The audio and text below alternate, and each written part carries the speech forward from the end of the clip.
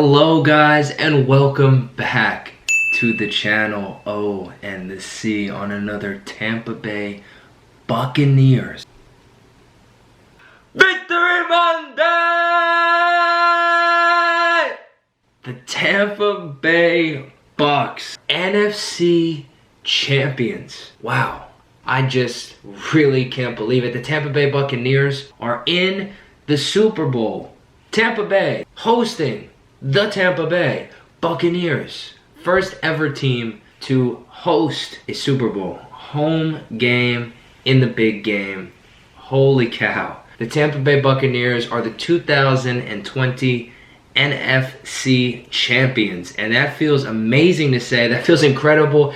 Just thinking back to some of the memories of this season and just reflecting on how far we've came. It felt like, you know, this was always possible, but it also felt like, wow, we got a long way to go to get to the point where this can actually become a reality. And now we're in that spot, in that zone.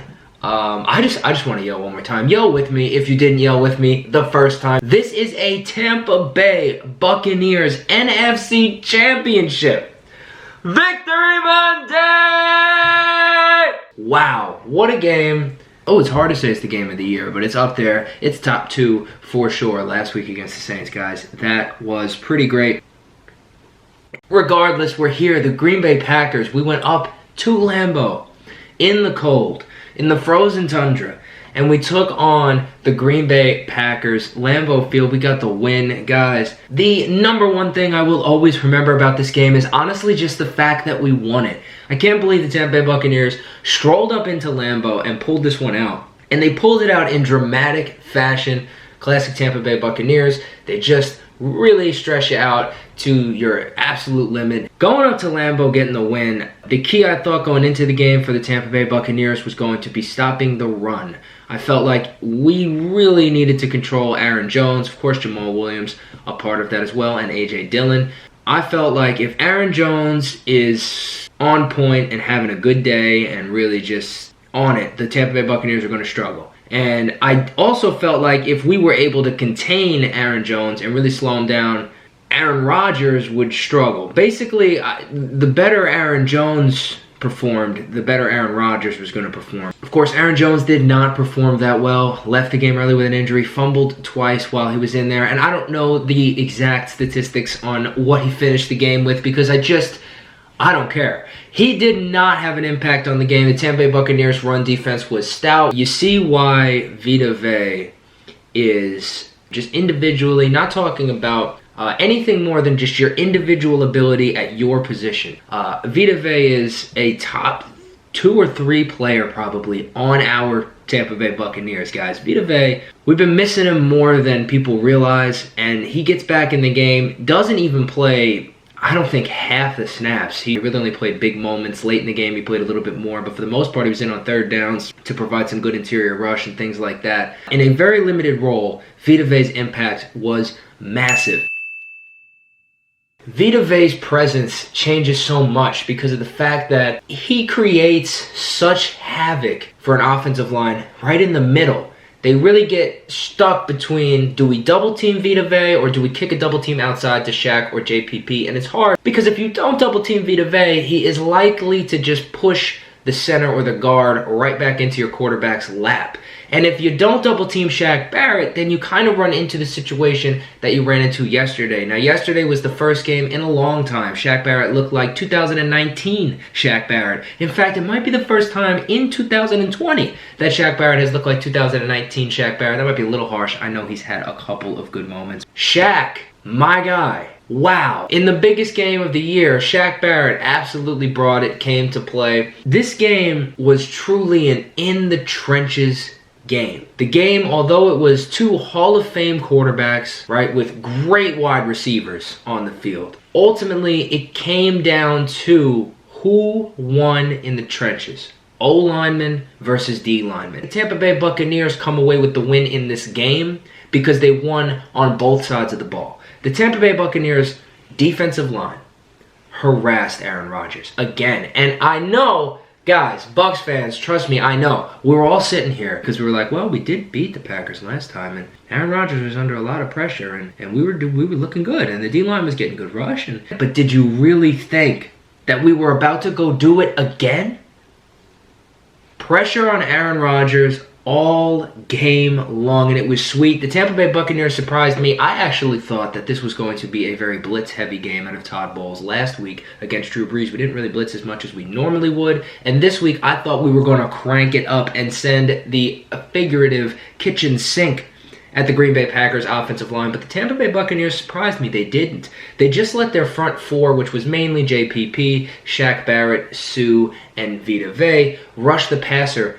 Primarily just those four guys for most of the game. Now, those four guys managed to get a lot of heat on Aaron Rodgers. Throughout the game, Aaron Rodgers was scrambling, hurried, sacked, hit, just not comfortable in the pocket. And if you can do that without blitzing, I mean, Tampa Bay Buccaneers are as tough to beat as anyone, and the Tampa Bay Buccaneers were able to sit back and play coverage and just let those big guys rush, and they got home. We flip it to the other side, the Tampa Bay Buccaneers. Offensive line. Bruh. This offensive line is absolutely a squad. I have never met or spoken to, heard from a Bucs fan who praises Donovan Smith. But guys, we have to just start to face facts, simmer into the reality we are in. The Buccaneers have a good offensive line. To talk about disrupting the offensive line in the offseason, getting rid of certain guys, who do we keep, who do we lose, are some people making too much money? Going forward, the most important thing for the Tampa Bay Buccaneers, as long as Tom Brady is our quarterback, and please let that be another 5 years, 10 years of Tom. Give me 53-year-old Tom Brady, honestly. As long as Tom Brady is your quarterback, the number one priority should be offensive linemen.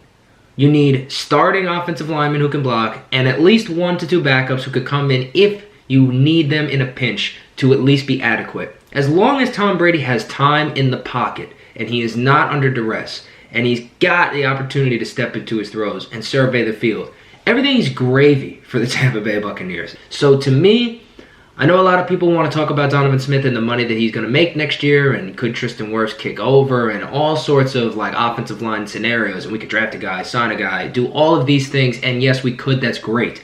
And no, I'm not going to rush out and buy a Donovan Smith jersey anytime soon or at all. But you have to just really just sit down, look at it from an outsider's perspective. The Tampa Bay Buccaneers have one of the best offensive lines in football right now, and they are blocking sensationally. Credit's got to be given. The three defensive fronts that they have played, I would say the Packers are the weakest of the three, but the Packers are no joke with their pass rush. You saw at times the Tampa Bay Buccaneers had a little bit of difficulty dealing with those with the front of the Green Bay Packers, but for the most part, this is a third game in a row now, third playoff game consecutively where the Tampa Bay Buccaneers offensive line has looked dominant, and they have had no trouble really just controlling the game, giving Tom time to go through his reads, sit in the pocket, make the throws, and that's it. That's the key. So for me, as far as I'm concerned, regardless of what happens in this next game against the Kansas City Chiefs, and boy, is this going to be a game, but regardless of what happens in this next game, I think that the Tampa Bay Buccaneers should attempt to return all 5 offensive linemen next year. That should be the plan, because this is an offensive line that is good enough to win. They're good enough to block for Tom Brady. They're good enough to block for Rojo, Leonard Fournette, whoever the running back is going to be. And they are stepping up in pivotal moments when the team needs them the most, which is the sign of good players and a good team in general. So to me, this offensive line, my hat is on, but it's figuratively off to you guys. What a playoff run by our offensive line thus far. They might actually be team MVP of the playoff run thus far. The offensive line has been great in every game for the Tampa Bay Bucs. That Scotty Miller deep ball, when he first threw it, I was like, okay, Hail Mary to the end zone. I'm not mad at it. Just take your shot. That's fine. When I saw as the camera panned, and right, every football fan who's ever watched a game of football, you know this moment that you have, right? Deep ball's up in the air, and the camera's panning, but nobody's in the screen yet, and you're just waiting, and that anticipation is building, right? Once the camera panned and I saw Scotty Miller actually had a step, I lost my mind. Lost my mind. Scotty Miller, I don't know how people keep underestimating this man's speed. Scotty Miller is a freaking jet out there. He can fly. And I don't know why, but people just keep letting him run by them. It's crazy to me. Guys, listen, I'm going to help every defense. If you're up against Scotty Miller and you're a DB, here's what you do. Back up. Scotty Miller is very, very fast. He runs very fast in a straight line. Back up. I just don't understand how these guys just keep on letting Scotty Miller run by them. But wow, Scotty Miller, thank you.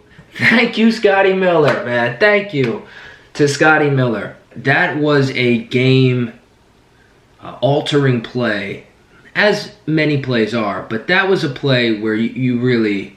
like, wow. You know, like, that was a play right there. Thank you to Scotty Miller for that. Tom with the throw, of course. Bruce Arians.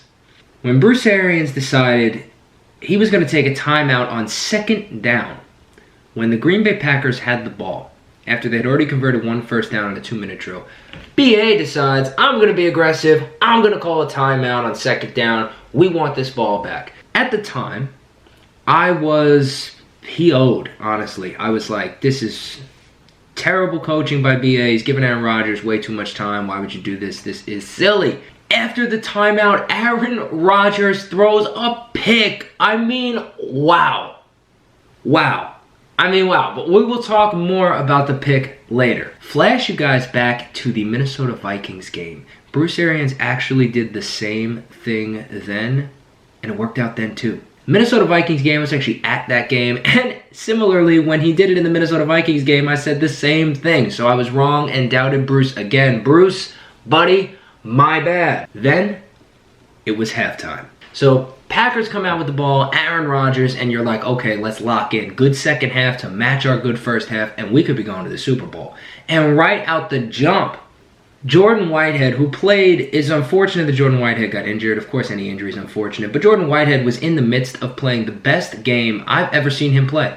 His best career game with the Tampa Bay Buccaneers, in my mind. He was flying around the field everywhere. Hellacious effort to the football by Jordan Whitehead. Forced 2 fumbles on the same player, interestingly enough. But the second one, as crucial as it gets. First drive of the third quarter of the second half, and the Green Bay Packers, with a good scheme, they actually get Aaron Jones one-on-one with Devin White in man coverage, and Aaron Jones is working from the slot. At that point, you have sort of a pick play where the guy inside of Aaron Jones is just going to kind of brush past Devin White, and Devin White's going to have to deal with the fact that Aaron Jones is going under this man right here, which gets him wide open for a nice, easy throw and catch, and all of a sudden, as he catches it, you're looking like, wow, there's a lot of green. He's probably going to get that first down. And then, bang! Jordan Whitehead comes out of nowhere. And not only does he come flying into the screen, lay the wood to get the stop so the Bucs are off the field, but he knocks the ball clean out without any question. Boom! Thank you. That's our ball. Devin White. 2 career playoff games for Devin White. Each game, I have seen Devin White running with the football in space. We got a middle linebacker who can't stop getting his hands on the football. I love it. Honestly, I was surprised that he didn't score. Of course, the Tampa Bay Buccaneers wound up scoring on the very next play. Cameron Brate on a nice hard play action. Good call by Byron Leftwich there. Last player that I just want to kind of talk about today, and I know I'm just kind of shooting from the hip and basically just throwing out things that I am thinking and just saying a bunch of things that are on my mind. But I really want to talk about Sean Murphy bunting. Later on in this offseason, we will likely on this channel, so stay tuned, get into in-depth reviews of individual players on this Buccaneers roster. I like all 3 of our top corners. And the thing that's so funny to me is they're all likable and they're all talented. They're all very young, around the same age. And I struggled with who's really the best, you know? Like who's actually the best? To me, I was always like, well, Carlton Davis, I seen him lock up Michael Thomas. I seen him lock up DeAndre Hopkins, which to me was still, nobody talks about that, but Don't forget last year against the Texans, DeAndre Hopkins was not heard from against Carlton Davis. Don't forget about that now. And I see them lock up now Michael Thomas again, but that's a story for another day. I always felt like Jamel Dean to me was just the biggest, you know, the strongest, fast. Like, to me, he's so gifted. I just look at the length of his arms and just like he has a lot of physical tools, physical gifts, and I like that about Dean. I tell this story a ton, but Jamel Dean did get an interception in the very first preseason game I watched him play, and I was like, this guy is huge. Look at this corner. He is gigantic. And then he gets the pick, so I was like, this is my guy, Jamel Dean. But I think I might have underrated Sean Murphy-Bunting. Of course, Sean Murphy-Bunting last year made a lot of plays and has shown, I think throughout his career, I would have said even coming into this year, Sean Murphy-Bunting has the best ball skills out of any of those guys in terms of just hands, catching the ball, being able to find the ball, track the ball in the air, catch it, run with it, pass deflections. He definitely, I think, has the best ball skills. I think I underrated the rest of his game, though. Sean Murphy-Bunting might actually be our best corner. Now, I know Carlton Davis has had some moments of absolute greatness, and it's tough to deny the fact that Carlton Davis has stepped up on numerous occasions for the Bucs and made a lot of big plays. He's a risk taker and a playmaker, which is great when you're making plays. It's not as great when you're taking those risks and they're not working out. And sometimes Carlton Davis, he makes plays, but he takes risks. Sean Murphy-Bunting, to me, he might really be the truth because he is the most versatile of the three. He's able to kick inside and play the nickel. He's more comfortable outside covering receivers on the perimeter. He's a tall corner. He is capable, although he's tall and lean, he is a physical corner. He can come up on the line, play you tight, press man all day. He's got zone drop capabilities. They've blitzed him more than they've blitzed those other guys I mentioned. He might really be the guy who actually becomes the leader of that pack. I'm very impressed with Sean Murphy-Bunting. If you want to get to the bottom of any fan's heart the quickest, go out and make plays in big games. Sean Murphy-Bunting, in his career, has played in 3 playoff games. Sean Murphy-Bunting has 3 career playoff interceptions. You could say it's luck. You could say it's coincidence. There's some tip balls in there. That's fine. Sean Murphy-Bunting's making plays in big games. Sean Murphy-Bunting is stepping up and he's making plays. So I think I might have underestimated Sean Murphy-Bunting. Thank you for proving me wrong, SMB. I appreciate that. That is going to do it for this video. We'll probably bang out another one before the Super Bowl since we got these extended time period here between games, the 2-week window. But holy cow, guys, the Tampa Bay Buccaneers are in the freaking Super Bowl. We're the NFC champions. You guys, like, understand, like, for real. NFC title game in Lambeau, and we won that. NFC champions, and they can never take it away. Tampa Bay, let's go. I need it, I crave it, I want it, let's go. Yell with me. Today is in Tampa Bay Buccaneers Victory Monday! And we're going to the Super Bowl.